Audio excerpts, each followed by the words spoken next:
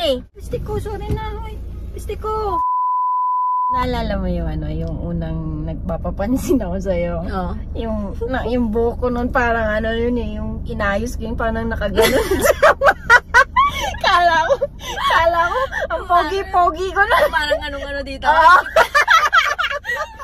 Dikit na dikit ka naman. Oo. Ano yun eh, yung kinabukasan pagpasok ko sa office, nagpabango ko ng, ano pa yung pabango ko nun eh, juicy yata. Juicy, nakala ko pa, pwede rin ba ano, Pabango ko din yun nung high school. tapos pagpasok mo doon, pagdaan mo, di mo lang ako pinansin kahit ano, yung talagang ang suplado mo nun, ang suplado mo ng gusti ko.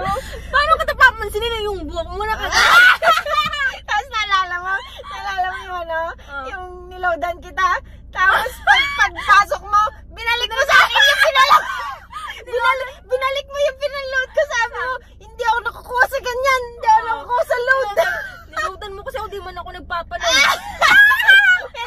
pero ngayon, nagpapaload ka. Sabi ko sa'yo no, sabi ko, pera mo! Sabi ko, hindi ako nagpapaload. Tapos naalala mo yung pinuntahan kita doon sa tinitirahan mo, may dala akong Jollibee. Ang tagal ko naghihintay doon na, ayaw, nag-iisip ka kung papapasukin ako.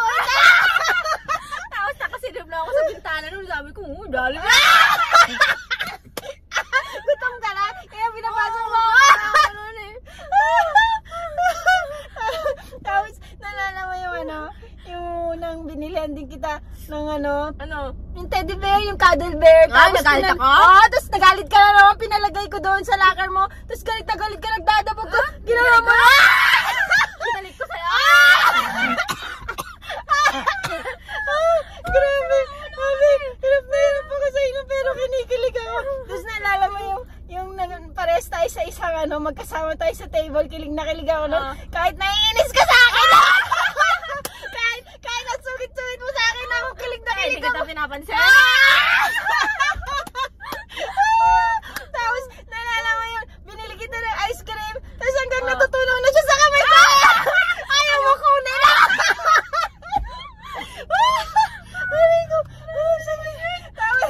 Tapos yung finally, sumama ka sa akin na gano'n.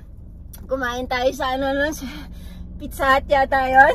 Tapos tayong dalawa lang, di kilig na kilig ako lang. Yung parang galing ako ng ano, nung naglalakad na ako pabalik sa table natin. Tapos bigla akong na ano, nadulas ako galan. Nadulas ka na, ba't di mo sinabi sa akin?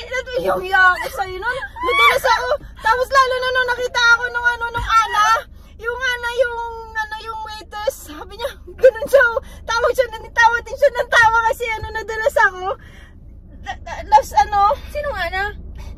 Yung waitress. Ba't nagbabanggit ka ng pangalan ng babae? Sesaya natin eh. Hindi, yung Ana, piste ko yung waitress lang naman kasi tinawanan. Kahit na! Nagbabanggit ka ng pangalan ng babae. Tamo sesaya natin, sinisira mo. Tinawanan niya kasi ako noon. Oh, ano pakialam ko? Ana kasi nakalagay. Ba't alam mo? Ba't alam mo yung pangalan? Yun nga, nakalagay sa ano niya nun, Ana. Oh, ba't kailangan mo mahiya? Ba't kailangan mo mahiya? Ba't kailangan pabanggitin? Di mo ba nakita? Ilang minuto na tayong masaya. Saya-saya natin. Naalala ko lang naman kasi nandoon yun, parang nire-reminis ko yung part na yun na nadulas ako, tas yung nagtawa. Kahit na hindi mo ba nakita na sobrang saya ko, nagkukwento tayong saya-saya natin. Tinawanan lang. Ang sakit na nga ng dibdib natin sa sobrang saya. Tawa tayo ng tawa, tapos bigla kang magbabanggit ng pangalan ng ano. Hindi ko naman yung kaano-ano yung Ana eh. Naalala ko lang. Kaya nga, ba't ka mahihiya? Ba't ka mahihiya sa kanya? Di mo naman pala siya kilala. Stop the car! Stop the car, sabi!